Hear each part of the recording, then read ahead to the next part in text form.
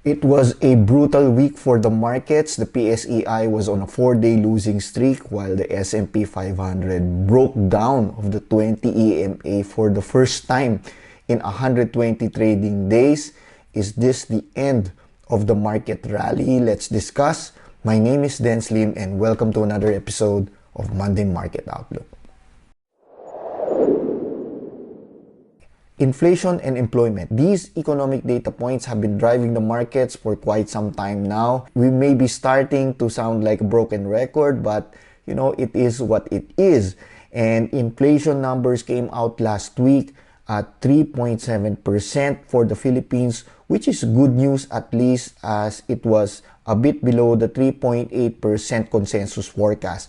Despite this though, the BSP is still flagging upside risk to inflation, and there are talks that rates may actually remain unchanged. The main concern here is the price of rice climbing to 15-year highs, and with the threat of El Nino, there are still potential headwinds in the horizon. On the global markets, look at that spike in the rice futures. Thailand long grain rice, which is the global benchmark for rice prices, rose 11% overnight last Friday.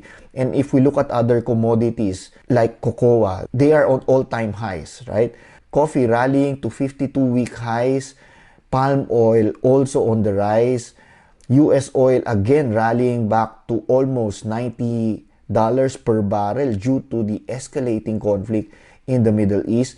Gold is up, and of course its little brother silver is also up. Copper prices also going up. And if we look at the commodity prices from their 6-month lows, we are seeing a massive spike, which will most likely push prices further up in the following months. So as inflation rate has gone steadily up for the last 3 months for the Philippines, note that the base effects here will further complicate the inflation numbers in the next 4 months. In terms of global growth, the World Bank remains bullish on the PH GDP growth, citing domestic demand, which could result into a 5.9 growth rate in 2024. Moody's confirms this forecast also with a 5.9% GDP growth, which is generally better than most Asian economies, next only to India and Vietnam at 6%. Also, car sales are up. Car sales is a good indicator of growth, as more car sales means more business activity. Companies buying cars will be able to transport goods. This can translate into car loans, which will benefit banks as well. Philippines has a car sales growth of almost 21% on a year-on-year basis compared to the negative growth rates for our Asian neighbors. So with all these factors in play, right, there's still an upside risk to inflation. Economy is growing despite high interest rates, and with commodities prices steadily going up, there may not be any reason to cut rates yet, and rates may be kept higher for longer. And if we look at the data here, rate cuts during a non-recessionary environment usually translates into higher commodity prices. So as the anticipated rate cuts may not happen anytime soon, the markets sold down heavily last week. Let's look at the charts. The PSEI sold down 4.76% here last week, climbing to a high of around 70 before breaking down for 4 days straight. The strong rejection at the 7,107,000 level here means that this is a very, very strong resistance here, and we did not have enough momentum to break this level just yet. At this point, it is the first time this year that the PSEI has broken down the 50-day EMA, almost touching the 100-day EMA, to end the week at 6,745. We are now close to a former resistance zone, 6,700. Remember, we've been talking about 6,700 most of last year, with how many touches at that point? Like 1, 2, 3, 4, like 5, 6, 7, 8, 9 touches, right? So this will be a very strong support for the PSEI if ever it touches that level. If it does break this level here, the next level of support here will be at around 6,550, where the 200-day EMA may also converge. So again, with this momentum in weakness, it may not reverse that easily this week. So maybe it is not a good time to bottom fish just yet. Remember, we are entering into a 3-day trading week. We will open up on Monday most likely with low volume, so it may just hold at this level. We'll see. Let's look at some of the index movers that contributed to the sell down last week. So AC, we ended last week actually with 2 strong candles here, and we said be careful, as this may not yet be a sign of reversal, because look, we had 2 previous strong candles and it broke down, and it happened again, right? 2 strong candles here, and last week it broke down. So again, the trend is still downwards. Now, same with Ali, right? We also pointed out that this 3 candle here last week may not still be a sign of reversal, and this is exactly what happened. It formed a lower low, it formed a lower high, and we are now trending downwards. Now, the next level of support is 30, so look for its reaction there. And when we say look for its reaction there, look at how it's trending downwards. So, right? So, it may react positively here, bounce back. But unless it clears this level here, then we are back to the same cycle. We are experiencing a lower high, lower high, lower high, lower low, and if it forms a lower low, what is the next logical trend here? Again, it may be a lower high. So even if it reacts positively at 30, right, we will need to see a trend here forming a higher low and a higher high. So as it continues to form lower highs and lower lows, then the trend is still going down. So again, be careful bottom fishing stocks that are trending lower. And look at SMPH. This is the importance of clearing resistance zone. It was following this trend channel. It was forming a lower high, lower low. It formed a double top here, but it was not able to clear this level here. And what happened? It continued its trend downward. So the next level of support here, again at 30, whole numbers are a good psychological support level, right? So it may find support at 30, but again, if you watch for its reaction here, it has to reverse this trend before we can safely say that, you know, it has bottomed out. So JFC also, same scenario. It's going down here. It may go down to 225 and 216 or even 212, so, right? So with a strong momentum downwards, again, don't catch a falling knife. With interest rates potentially staying higher for longer and more loans coming from car sales, of course, banking stocks are doing great currently. BPI is still a victim of the Ayala stock sell-off, but look at Metrobank reaching 52-week highs. SCC, the last day before the ex-date was on Friday. Watch out for the gap down at 30. So usually the gap down here is what, 350, right?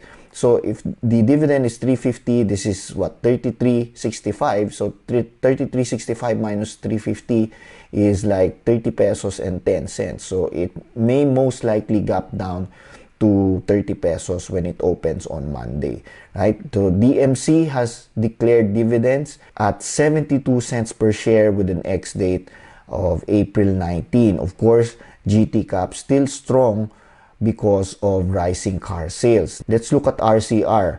It's continuing its sell-off, especially after RLC did a block sale of around 1.78 billion worth of RCR shares at only 492.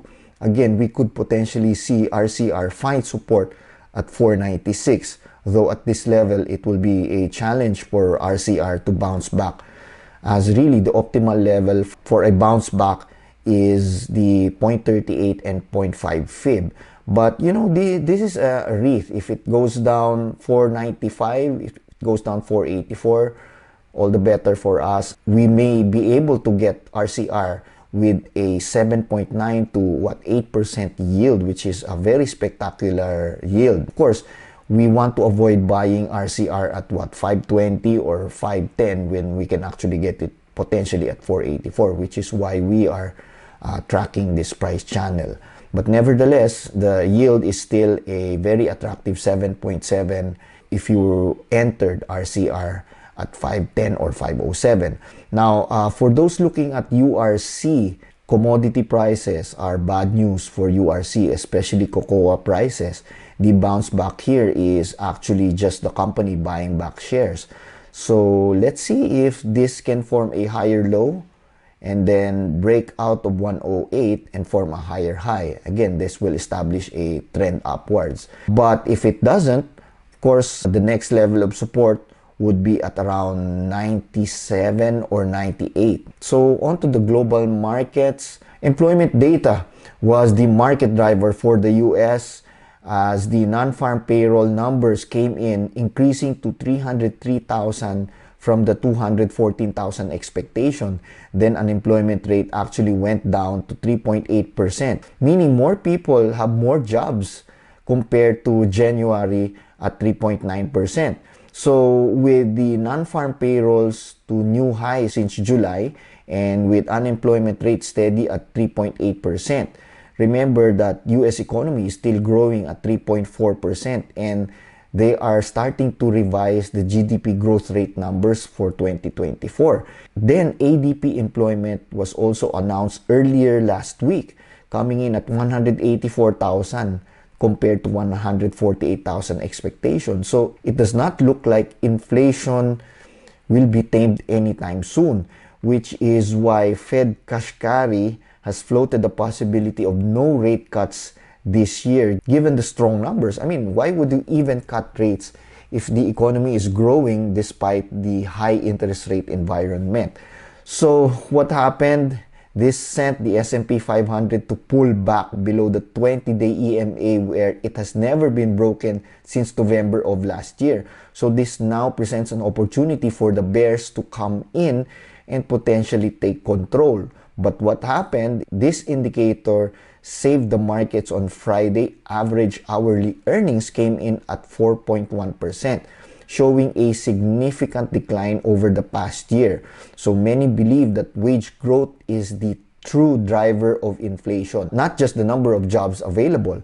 So as the downward trend of wages continue, this may be the Goldilocks situation that the Fed is trying to achieve. It wants wages to come down without having to raise unemployment rate too much, not pushing the economy into a recession. So let's look at the S&P 500 charts. The break here last Thursday after the Kashkari speech was the first time we broke down the 20-day EMA. We were actually doing quite well on Thursday before Kashkari came into the picture. The next level of support here would be at 5,110 and then 5,050. A break there could mean that we go down to around 4,950 or maybe even 4,800. Now, if we zoom into the 2-hour charts, you can see why these levels are important. This was resistance and now this was support, right? 5,150. But look here, the next levels here is at 5,100. The next levels here, resistance support is at 50-50. This is the 0.23 Fibonacci, the 0.38 Fibonacci zone, and the 0.50 Fibonacci zones. I mean, imagine if we trace down to 0.38 at 4,800, that is going to be a large pullback and it might be a scary time for the markets. You know, pullbacks like this could be healthy given that we are really a bit overstretched at this point. Will the markets be able to shake off this weakness, or was last week's pullback the start of something bigger? If we zoom out to the weekly charts, it presents a better picture that the trend may still be intact, as we've seen weeks where the S&P 500 was able to shake off similar weaknesses. Look here, here, and here. So this similar candle here could just be temporary and we could still go upwards. So going back to the daily charts, while we were able to close above the 20-day EMA, the bearish candle here could mean that the rally last Friday could be met with sell demand coming into this week, especially as we look into the economic calendar where we will have inflation numbers this Wednesday. So it's going to be a wild ride if we surprise to the upside here. So the markets will open on Thursday. Remember, Wednesday is a holiday and the markets will open on Thursday after the inflation news. So trade carefully this week. We will have the BSP interest rate decision on Monday. Then we will have 2 trading holidays, Tuesday and Wednesday. And we will open again on Thursday.